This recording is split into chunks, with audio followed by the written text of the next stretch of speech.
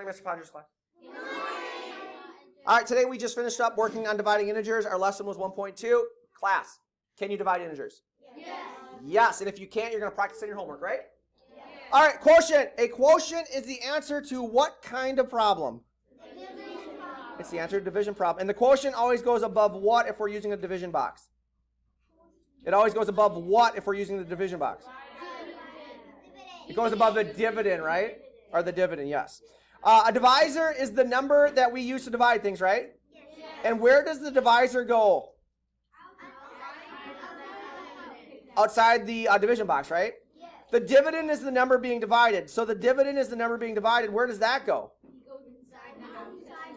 Inside the box, right? And then if you have a leftover number, so if we have a leftover number, that's called a what?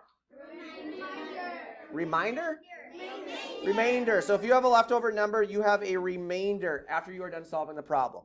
To solve division problems, we use this thing called McDonald's math to help us remember the process, right? Yes. All right, McDonald's math. What does McDonald's math stand for? On the count of three, we're going to say it together. 1, 2, 3. Wait, freeze. We're going to do the McDonald's, not the actual operations. We're going to talk about the McDonald's math. On the count of three, let's do it together. 1, 2, 3. Does McDonald's serve burgers rare? What does represent? Divide. What does McDonald's represent? What does serve represent? What does burgers represent? What does rare represent?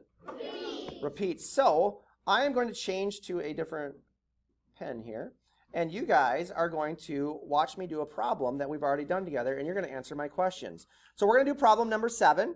I'm going to rewrite our original problem. So when we were doing notes together, the problem started as 437 divided by 6, yes?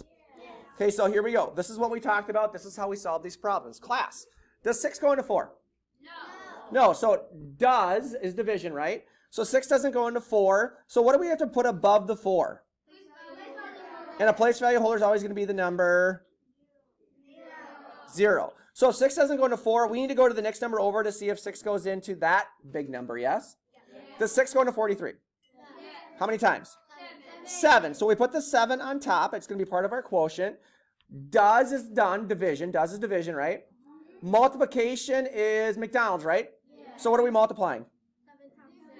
7 times 6. And 7 times 6 is what? 42. So does McDonald's serve? What does serve represent? So we're going to subtract 43 and 42. And what do we get? What?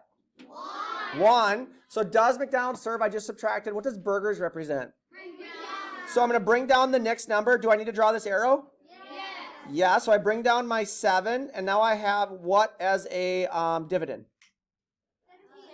I have 17 as my dividend, right? Let's see here. Does McDonald's serve burgers rare? What does rare represent?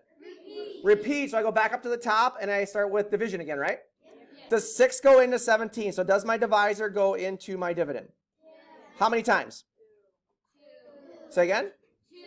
2. So I write 2 up here. What's McDonald's represent? Multiply. So we just divided. So does divide. McDonald's is? What's 2 times 6? 12. Does McDonald's serve? What does serve represent?